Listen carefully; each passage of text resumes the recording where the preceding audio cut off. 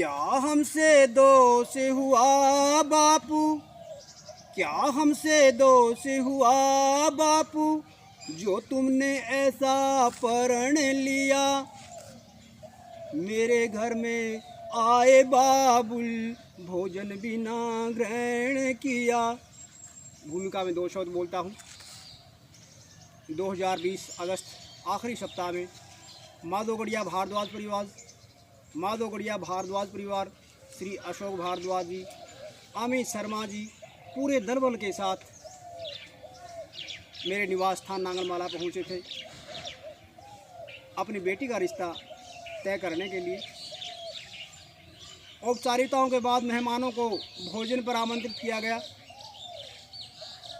लेकिन श्री अशोक जी जो हमारे समधी साहब हैं कहने लगे, कौशिक साहब इस घर में मेरी बेटी का रिश्ता जो तय हुआ, भोजन करूं तो कैसे। बड़े भाई साहब के साथ बैठे बैठे मौसम की बातें करते रहे, तो मेरे दिल में उन लड़कियों की भावनाओं ने आकार लेना शुरू किया, ग्रह करना शुरू किया, जिनके बापू उनके घर में आकर बगैर खाना खाए ही चल देते हैं। तो एक लड़की अपने पिता को किस तरह से रोकना चाहती है, बापू खाना तो खा जा।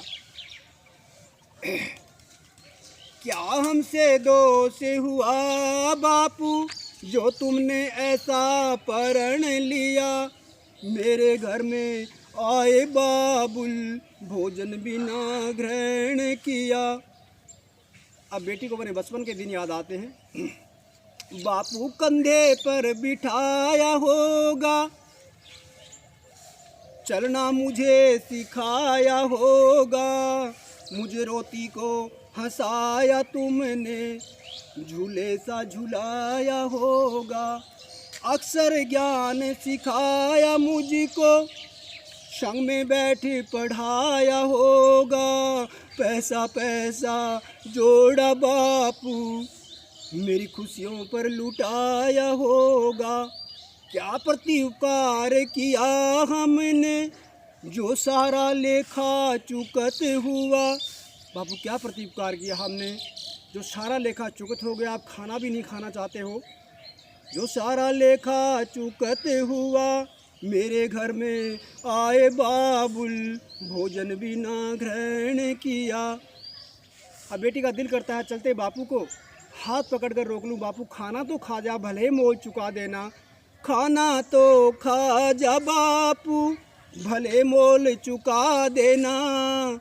तेरी परछैया में मैं बैठूं बाबुल, मुझे बचपन याद दिला देना।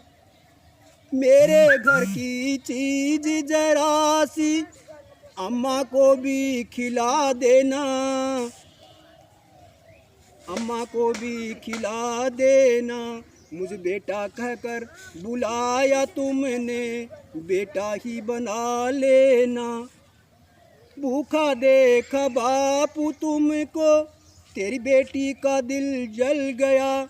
मेरे घर में आए बाबुल, भोजन बिना ग्रहण किया। अब बेटी को अपनी विदाई का दिन याद आता है। विदाई के दिन माता पिता बड़े व्यस्त होते हैं, उपवास रखते हैं, ज़मीन पर कदम नहीं रुकता। कैसे भावनाओं को व्यक्त करती है। मेरी विदाई का दिन आया बापू, तुमने कितना जोर लगाया होगा। मेहमान आया हर एक बाराती, आंखों पर बिठाया होगा।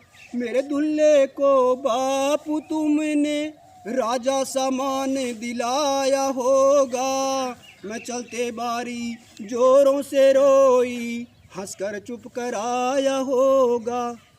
दुलारा मुझको गले लगा कर अपना दर्द छुपाया होगा। आज उस बेटी को बापू तुमने पराया धन क्यों मान लिया। मेरे घर में आए बाबुल, भोजन बिना ग्रहण किया। बावली भावुक हो जाती है, बापू को भावुक कर लेती है। आखिर में बापू तो मान ही जाते हैं। तो ये उचित भी नहीं है। ये समय के उस अंतराल में कहीं हुआ होगा जब संपन्न बेटियों के घर से मायके की मदद हुई होगी, इससे दूसरे पक्षों ने, घर के दूसरे पक्षों ने इसका विरोध किया होगा, बेटी के घर में कलह हुई होगी, तो ये फैसला समाज ने लिया होगा कि बेटी घर से आर्थिक सहायता लेना उचित नहीं, लेकिन खाना पीना खाना तो उस चीज़ में नहीं आता। ये तो इस प्रथा कठोर रूप है, कठोर रूप निश्चय त्याजित होता है। तो आखिर में पिता कैसे कहते हैं, बेटी के कहने से मान जाते हैं, भावुक हो जाते हैं, बेटी को आश्वासन देते हैं, जैसे बेटी प्रसन्न होए वही कदम उठाना है, जब जब मिलने जाएं उससे शक्कर भोजन खाना है। ऊंची होकर रही ओ लाडो, ऊंची होकर रही ओ चंदना, बेटी को सीख सिखाना है। बूढ़े बड़े की सेवा करना, पति से प्रीत लगाना है। मिलने आऊँ ना भूखा जाऊँ, मैंने अब ये सोच लिया, मेरे घर में आए बाबुल भोजन बिना ग्रहण किया। क्या हमसे दोष हुआ बापू, जो तुमने ऐसा प्रण लिया, मेरे घर में आए बाबुल भोजन बिना ग्रहण किया। तो इस तरह से बापू मान जाते हैं, बेटी प्रसन्न हो जाती है, बापू के अपनी बेटी के पास बैठकर खाना खाकर विदा होते हैं। तो निश्चय ही इन प्रथाओं को, जो किसी प्रथा कठोर रूप धारण करती हैं, उनका कोई औचित्य नहीं होता। जब बापू घर जाते हैं बेटी के पास तो अनेकों उपहार लेकर जाते हैं, यदि कुछ चंद निवाले भोजन के कर रहे तो उसमें क्या अनुचित है। जय हिंद, नमस्कार।